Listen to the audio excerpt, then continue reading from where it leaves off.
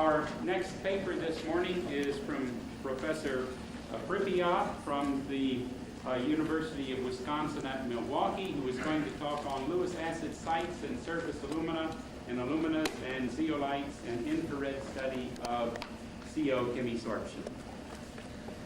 Thank you. As many of those who are here and who were young in the 50s and are still in this audience, I became interested in infrared spectroscopy after reading the review by Bob Heischens, who has been referred to already several times.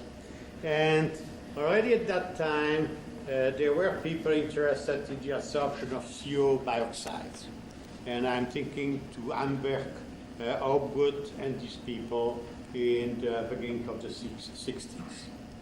For quite a long time, I became unfaithful to infrared spectroscopy because I was more interested by NMR spectroscopy. And recently, I came back to infrared for a reason that I'm going to explain in this paper. We're interested in the identification of Lewisite in zeolites, and in especially dealuminated zeolites, acid zeolites, and also in alumina. And we have identified two kinds of, by cross-polarization, high-resolution NMR, solid-state NMR. We have identified two kinds of Lewisite, one bound to tetrahedral aluminum, another one bound to aluminum with coordination 5. And these are the two Lewisite that I'm indicating there, L1 and L2, which I have different strength. I'm talking about strong Lewisite. My definition of strong Lewisite is the Lewisite which can keep ammonia up to 200 degrees centigrade under vapor. Okay. Now, the problem with NMR is that it gives you a beautiful description of the geometry of the sites, but there is no way that you can reach an absolute number, even an approximate number of sites. And that's the reason why we thought that infrared spectroscopy of TPD, the temperature program desorption of CO, could help us to solve that problem. As you know, the spectrum of CO adsorbed at low temperature and increasing from, let's say, 153 to 200 is quite complicated. On A, you have for a dealuminated mordanite, and on B, on an alumina. And it's only thanks to the convolution program, thanks to the data obtained from other people who have worked on infrared, like for instance on alumina. John Yates has published already quite a while ago the spectra in which he has observed a band at 1900 and 2100 wave number that he has assigned also to two types of Lewisite, which is in very good agreement what is obtained by NMR. The additional information of NMR is that already this line is due to the tetrahedral aluminum, this one to alumina, here to aluminum, this one to aluminum with coordination 5. Okay, so to make the story short, after the convolution and so on, is a kind of approximate assignment that you can have for the different line in alumina and in zeolite. And in zeolite, of course, you have in addition the Brunstedt, the CO adsorbed on the Brunstedt side, which most probably has a frequency around 2170 wave number. What I am calling here basic, it's very hypothetical. I would not like to elaborate on that. But that comes from some literature published in Russia, and I'm not sure that's correct, but I think there's a chance that it is the basic site would be in that region.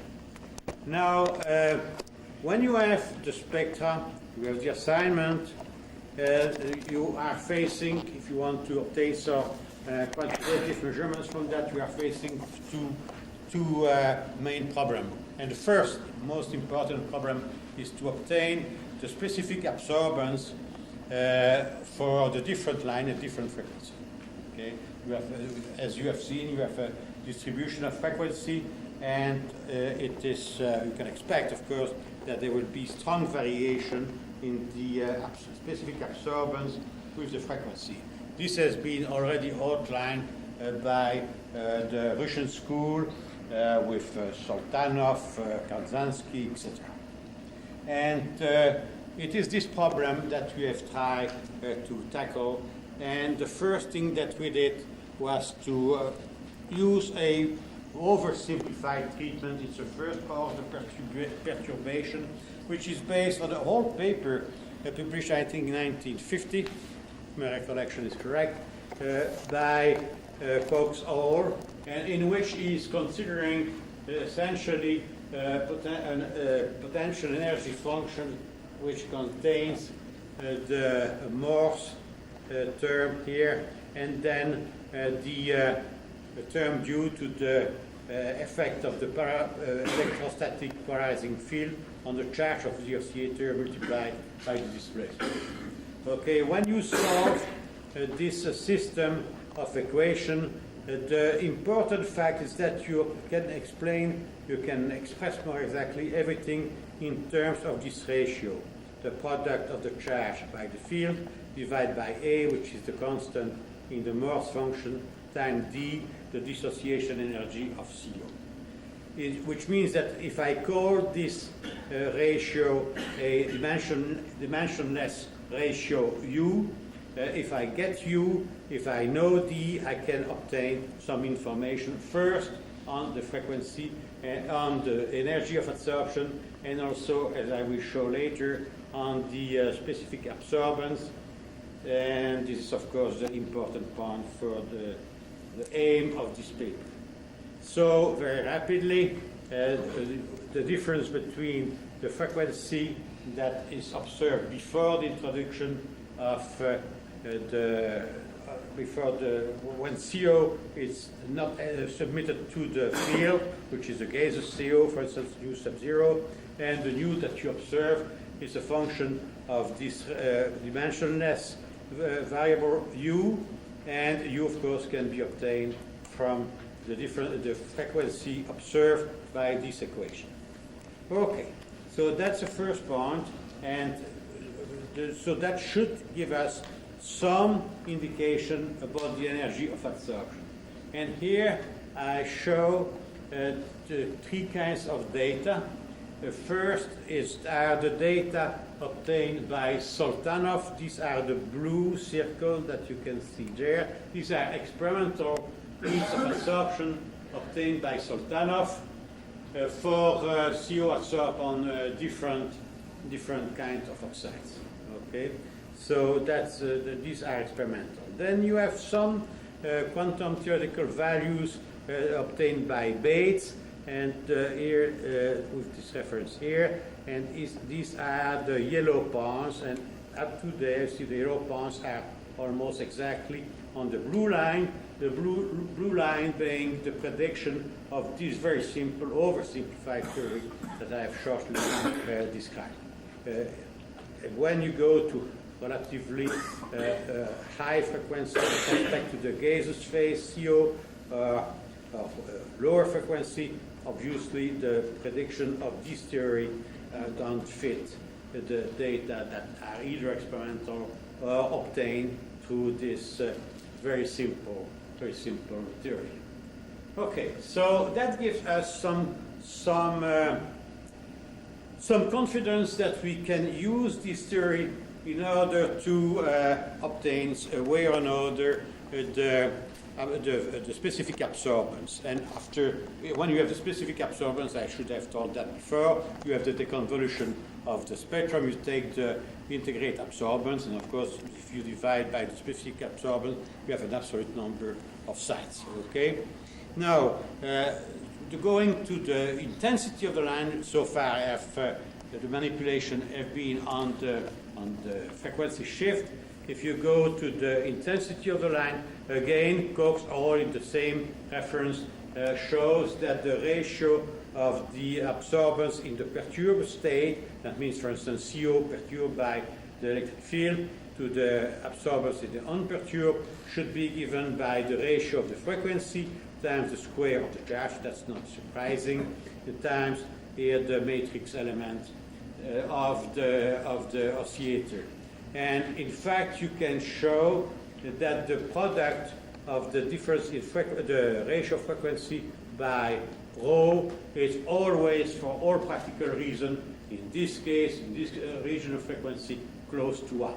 Therefore, the ratio of the absorbance is roughly the ratio of the square of the charge. Again, that was more or less expected. Now, again, can we check that? Do we have some reason to believe that this is correct? Well, here I'm showing for a frequency which is, I think, the frequency of obtained for the Brunstedt site. I am showing here the ratio of the charge, assuming a charge for the CO, which is for the unperturbed, means gaseous CO, and here a charge which was calculated by the late Professor Beran in 1983, and you see again that there is a good agreement between the ratio of the charge and the charge which is brought by the carbon and oxygen in the CO. Again, that indicates that we can more or less, with some approximation, trust the theoretical expression, and in fact, we justified in that way the experimental data given by Sultanov for the specific absorbance, Sultanov and different collaborator. With respect, here is the ratio of the CO adsorbed and the CO in the gas phase, and here is the difference in frequency between the physically adsorbed CO and the chemically adsorbed CO. And this, you see that you get with this experimental data a acceptable linear regression, which is in fact predicted by the theory, and which means that knowing the frequency for one band, and for instance for the Brunstedt line, you can obtain the absorbance, specific absorbance for this line from this curve, and then go from there to another line with another frequency, for instance, the line assigned to the Lewis site. And if this is correct, of course, we must make the exercise to see if what we say is okay. For instance, for a line which is very well defined as the line due to the Brunstedt site, and the circle shows the integrated absorbance for this site, and here you have the number of lattice aluminum in the zeolite lattice, which are in fact those who are directly linked with a ratio of 1:1 in the case of the monazite and these monazite that we have used, which are in a ratio of 1:1 to the number of Brunstedt sites. So that again is the experimental evidence that we can use this theory, and let's not be over optimistic. What we can say is that we will get the number of Lewis sites with an approximation. It will be better than the order of magnitude. Say we will get something which will be in the order of 10 to the 18, between 10 to the 18 and 10 to the 19 sites with reasonable accuracy. Okay, now how do we do now, knowing the specific absorbance, how do we go from the experimental value of the absorbance to the number?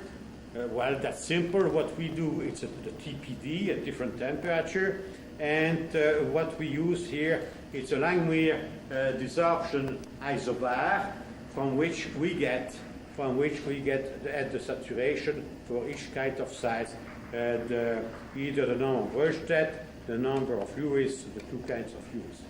Okay, so that is what we have done. Now the results.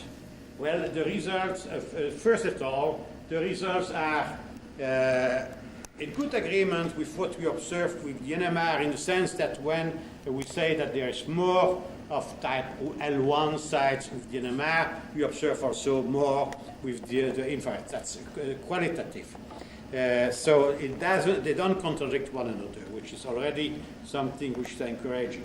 Now, here I'm projecting, and it doesn't tell you a lot, I'm projecting here the number of branched sites, the number of two kinds of fluid sites obtained for different zeolite, and also the two last columns here for two kinds of alumina.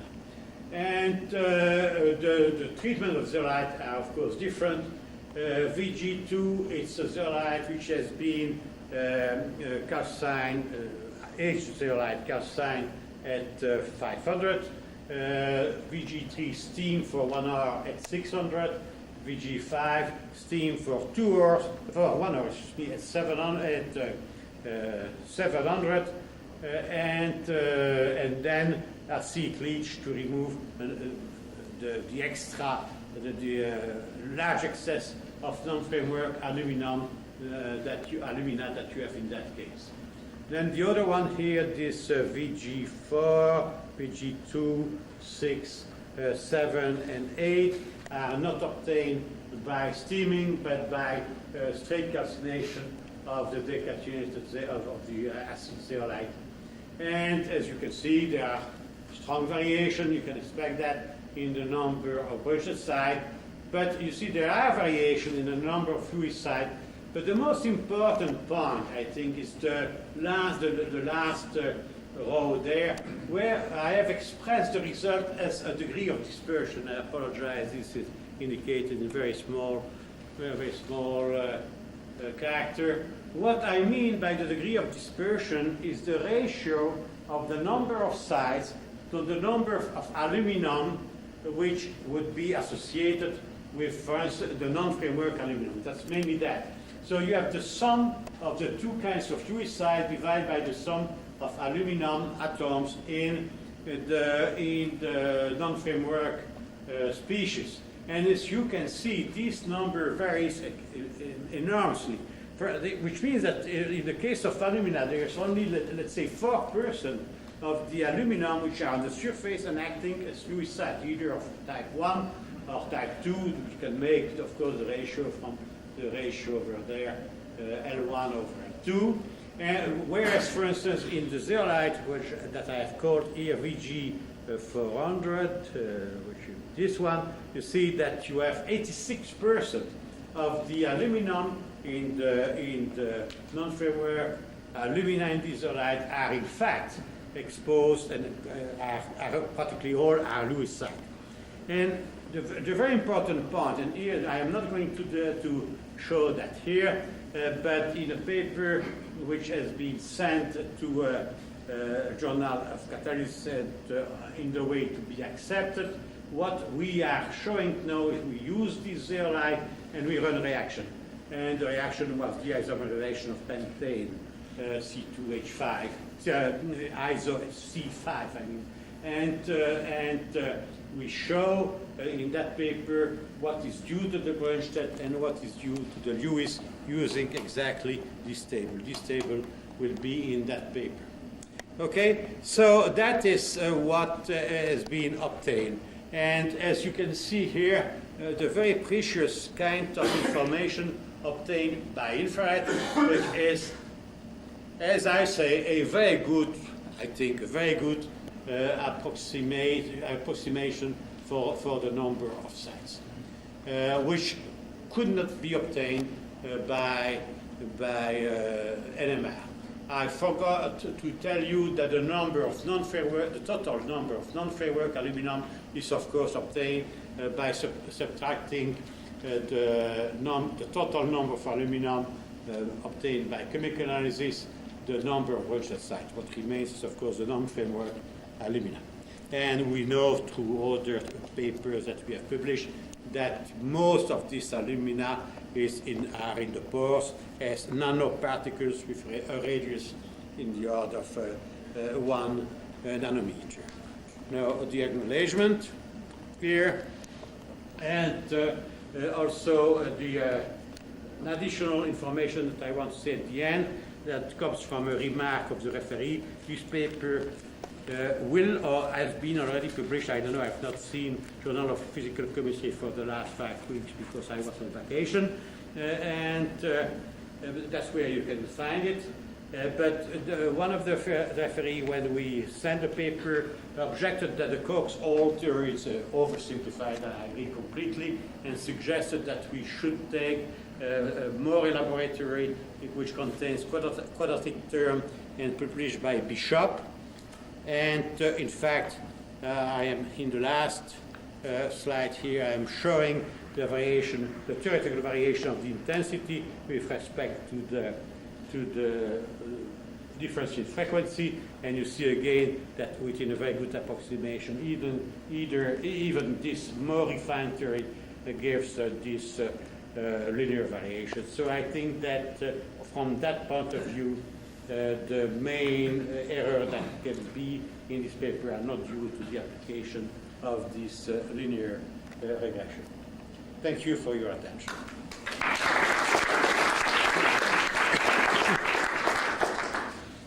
Thank you. Yes, I see we have Keith. Shows that remarkable IR paper with no spectrum. You want to say What do you mean with that spectrum? Keith. It's like an amplification. Here. You talk about CO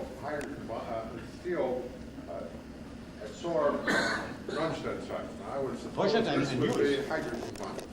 Well, I think, according to the literature, according to the literature and according to what we have seen, I think that this CO absorbs what you call the Lewis site, the OH group, what is referred in the literature by this line here, at frequency which is lower than the Brunstad. You know, what is very curious, and you can expect that, what is very curious with the CO frequency, it's not really a function of the strength of the Brunstad site. Very much depending upon the strength of the Lewis site, not the Brunstad site.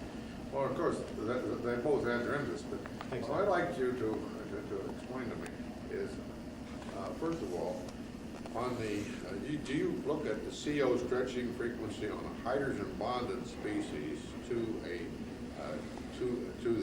on a Brunstad site? Is that how you get with the frequency you're talking about? That is, yes, but I don't use that for calculation. I use the number of Brunstad sites obtained by NMR through the silicon NMR. That's the easy way to go. Ah, well, that's the easy way, but that's the way I can refer the other absorbance. Okay, but the other question I think is an important one is what do you identify the Lewis site in the borderline? Are these oxygen ions? Oh, well, okay. What are you talking about as a Lewis site? Well, then I should start a second paper, but that would not deal with it right. That is being published in Journal of Physical Chemistry in June. Okay, that's what we did. In short, what we did, I will explain in one word what we do for this. By NMR, what we do is the following. We have ammonia commissar on the Lewis site. Okay, we excite the proton. We give a polarization to the proton of ammonia. These are commissar of ammonia. We transfer the polarization to the aluminum and we detect the aluminum. Okay, so that we don't irradiate aluminum, we irradiate the proton, we look the aluminum. Are you identifying then a Lewis site with aluminum ion? Sure. An exposed aluminum ion? Pardon? In what coordination? Either, it depends, depending, 4 or 5. No 3. No trigonal aluminum heat. Sorry. No Okay, trigonal. any other? Yeah, one more question, we'll have to cut it off, I'm afraid. On that table in which you showed the values for the dispersion, you had 2 luminous there at the end on the far right. Were there 2 different luminous samples? You mean this one? No, The spectrum. the last table you showed. The last table, yeah. Second. Yeah, you have the what I call L1 and L2.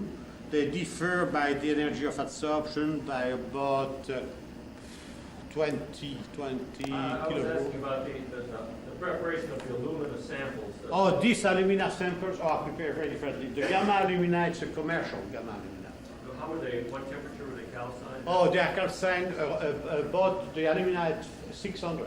600. And never exposed to the air for 600 Kelvin? no, centigrade. 600 centigrade. The zeolite are calcined at 500 centigrade. And never exposed to. All right, I'm afraid we Thank you. must move on now to keep on schedule this morning. Our next paper is by Professor Smith from the University of Denver, and his topic is the surface